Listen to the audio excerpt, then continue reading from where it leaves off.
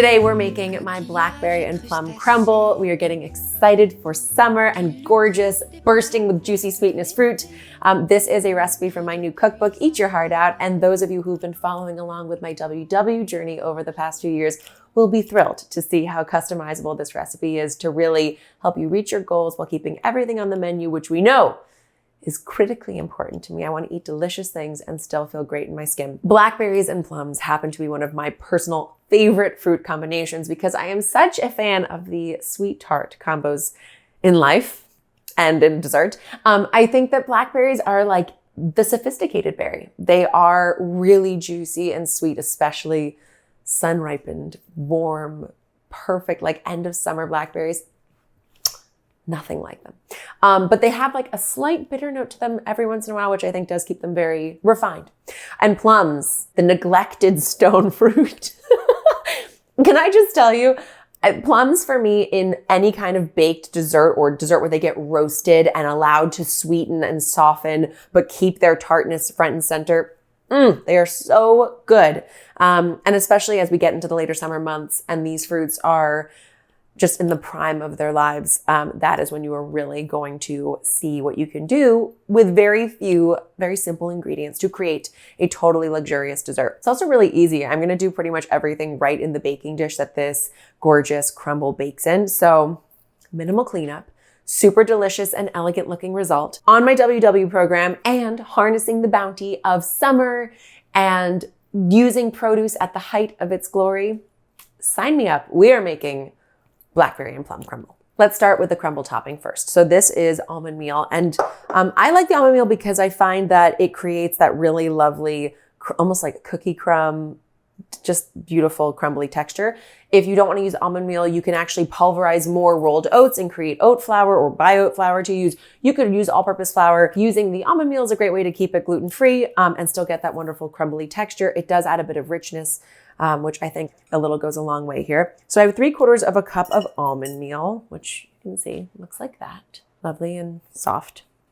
And to that, I'm gonna add a cup of gluten-free rolled oats. Now's where we start to build in our flavors. I have some cardamom and some cinnamon. The amounts here are totally adjustable to you. Cardamom is my queen of spices, so I tend to add a little extra in. If you are not already using cardamom, it's reminiscent of chai. It's obviously a big part of that wonderful spice blend. And I think it just gives, again, a little like extra layer and differentiation to an otherwise really simple and beautiful dessert. Cardamom, cinnamon, rolled oats, almond flour, date syrup. So most of the ingredients in Eat Your Heart Out are meant to be things that you already are shopping for, already in your pantry. Every once in a while, I will be introducing you to something new that you might not be shopping for yet. Date syrup is probably one of those things. This is literally just made from pureed dates. You know, those luscious, I can show you what they look like because they're just fun to see. Take her for a date. Lovely, sweet fruit that is dried and becomes nature's caramel. As I am savoring this redolent sweetness of dates in my mouth, I'm reminded to tell you that dates are also an amazing source of iron and all different kinds of minerals. And date syrup kind of has the same texture and consistency as molasses and is sweet in the same way without any of the bitterness that can sometimes happen with molasses. And I use it throughout Eat Your Heart Out because it is an unrefined sweetener that I find creates the perfect mix of not too sweet, but plenty of sweetness that we crave and does it in a way that doesn't send our blood sugar on a crazy roller coaster ride. So I do have a recipe for date syrup in the book, but you can also buy it online. It's pretty widely available now in a lot of health food stores and supermarkets. So to the streusel topping, I'm going to add 1 tablespoon of our beautiful date syrup. I'm not looking to make the crumble topping too sweet. I just want like a little note of sweetness to it so that it augments and decorates the fruit underneath in the best way possible. I don't recall if I say to add vanilla extract into this crumble or not, but I'm going to here because I think a little more vanilla extract is always a good thing. And I'm gonna add a pinch of salt, just a pinch here. It kind of sparkles in your mouth when you go and you cut into the crust and it cracks and sort of crumbles all over the beautiful, juicy, molten fruit underneath. And little tiny flecks of salt always just excite you. Okay, so at this point, we're just gonna give it a quick whisk to distribute the almond flour and the oats together with all of our wonderful spices. And now I'm gonna drizzle in 3 tablespoons of coconut oil. This is just to help everything stick together. And you can see it just starts to form this wet sand consistency. You don't need to use a whisk for this moment, but I was already using it, so why get more messy than I need to?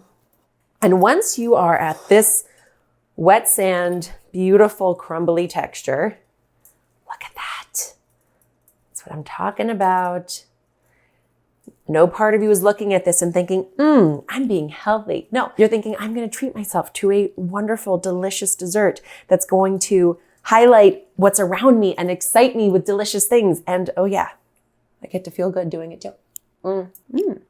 Delightful. One of the beautiful bits about using sweet spices, cinnamon, cardamom, things like that, nutmeg, allspice, your brain kind of fills in missing pieces. So you're trained to, like, if I taste, pumpkin pie spices, I am going to have pumpkin pie sensation, sweetness, dessertiness, etc.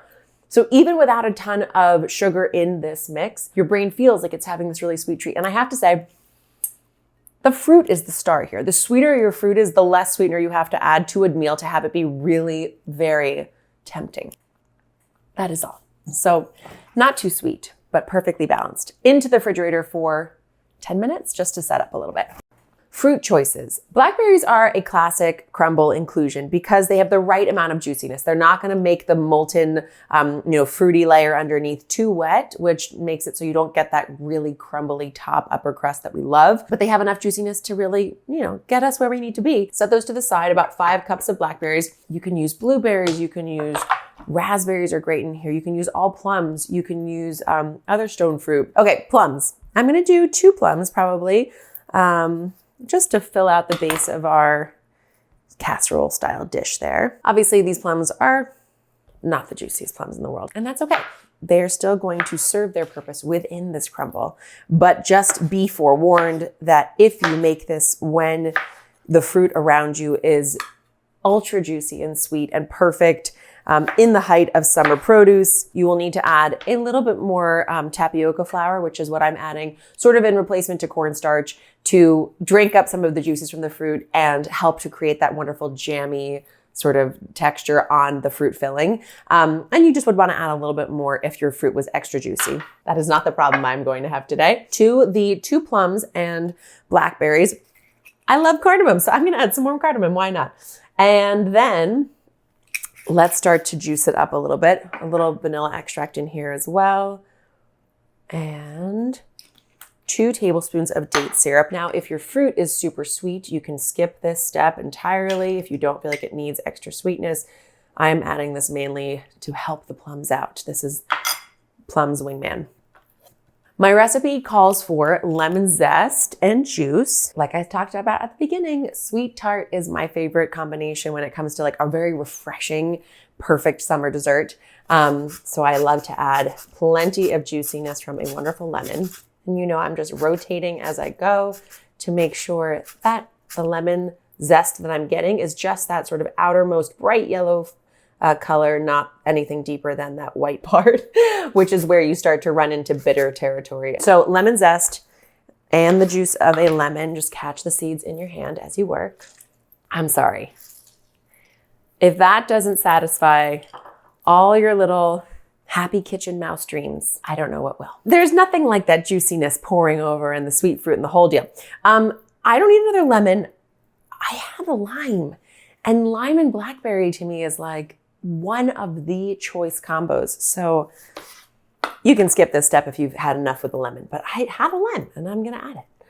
If your lime is not releasing its juice so beautifully, take a fork and just wait. Oh, look at that, look at that, look at that. Just give it a quick wiggle to release all that wonderful juiciness. Now, one of the reasons crumbles are one of my favorite desserts is because they are so simple. You really don't need to complicate them. You don't need to go wild and crazy. It's really just a jumble of delicious fruit underneath a beautiful kind of cookie crumb topping. So with that in mind, this is perfect. You can leave it just as is. I have some ginger and I do like it in this recipe to add a little flair, make it a little different feeling. So I'm just trimming down the sort of stiffer parts of the ginger root. And then once I give myself this little head start, take any spoon or surface and just gently peel back the very delicate outer layer of skin on the ginger root. And that's really just for texture. You know, there's not a lot of flavor in the skin, obviously, and it is a much more gritty, fibrous element. So you don't want it in your perfect fruit crumble. And then grate it over top to give yourself that nice warming spice experience. Maybe like an inch or so of the ginger. How about a little pinch of salt? And use your hands. Yes, crumbles are easy, easy, easy. And they really are basically fail-proof, I have to say, except if you're wearing white and working with dark berries.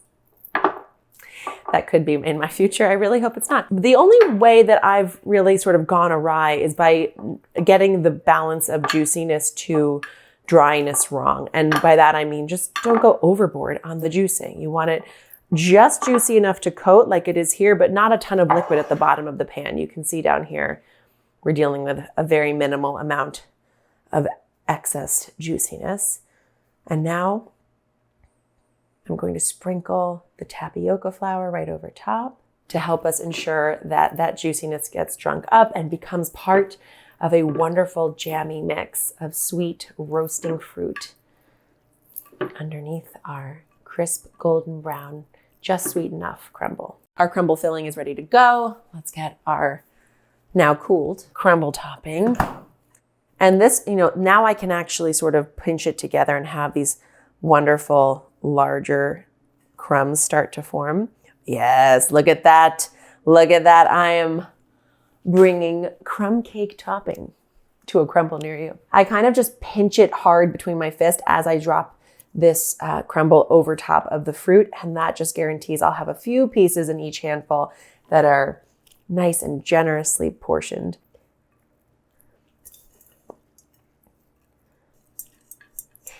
Waste not, want not. Look at how delicious that is. It's going to be glorious. Everything we hope for in a crumble. And I will say this recipe is 8 to 10 points on the new WW program. You can head to www.com/DaphneOz to get the points for the recipes and eat your heart out so you can really track along and enjoy all these delicious bites and also find out exactly your points value for this dish. And like I said, change it if you want to. Like I'm gonna add a little yogurt at the end just for like a nice little bit of juicy topping. Make it fat-free if you want. Don't add it at all if you don't need it. I really make it your own and savor the moment. Okay, so now that it looks lovely like so, we are going to cover it with some tin foil for the first 25 minutes that it goes into the oven. And that just sort of helps to lock in the steam, helps the fruit get really juicy and jammy as it roasts. And then for the final 15 minutes, we will take the tin foil off and let it bathe, sunbathe, naked under the heat so that you get that gorgeous like golden brown crispy topping that we love. First 25 minutes at 350 covered.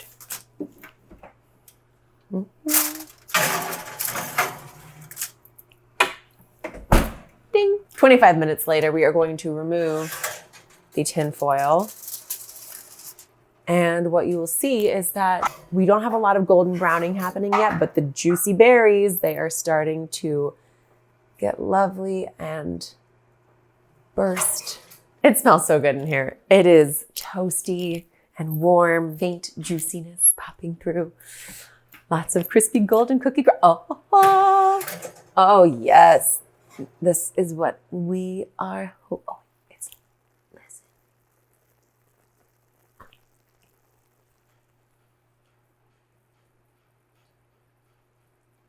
Look right here. Can you see this corner of molten lava? Life is good when your baked goods talk to you. It's a very exciting time. If you are a rule follower, you will do what I advise in my cookbook, which is to wait 10 minutes. So this can settle a little bit and have the juices come together and everything just meld as one. I have lived to tell the tale that if you don't wait 10 minutes, you will survive. So we might not wait today. One thing also to note, something I really love about plums that I didn't mention is look at this color. Look at this beautiful, like garnet and come on this side. Can you see? It's a, oh, look at that. Just peeking her head out there. And what did we say about big crumble pieces? Like this one.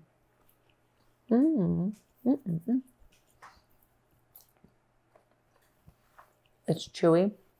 It's rich. It's just enough sweet. Let us dig in.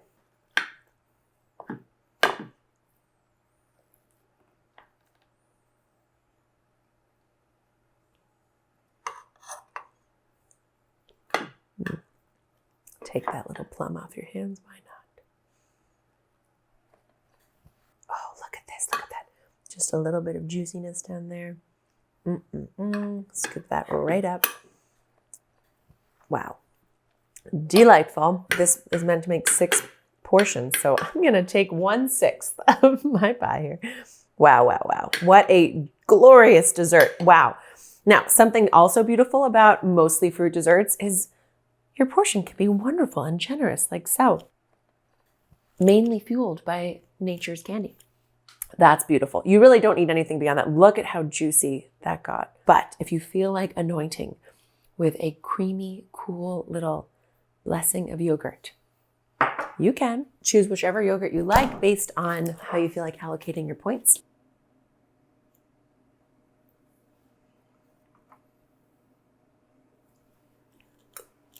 A little bit of rich, creamy dairy touch, warm, bursting fruit underneath, crisp, crumbly topping. Let's try it, shall we? Oh, look at that. Look at that plum. Wow, that is summer in a bowl. You guys, it is so juicy, sweet tart. The crumble's not too sweet, so it just is more of like a crumbly texture that's delicious. A little bit of that yogurt that's kind of like soothing and melting its way over the top of this crumble. By the way, if you don't want yogurt, leave it off entirely. I think it's nice. Even just a little tiny slick here is a lovely addition. The ginger and the cardamom and the cinnamon and the lime. This is why you should trust your instincts. Trust your gut. Live with food confidence. I love that warm-cold contrast. I love that you are going to enjoy this dessert and feel good afterwards.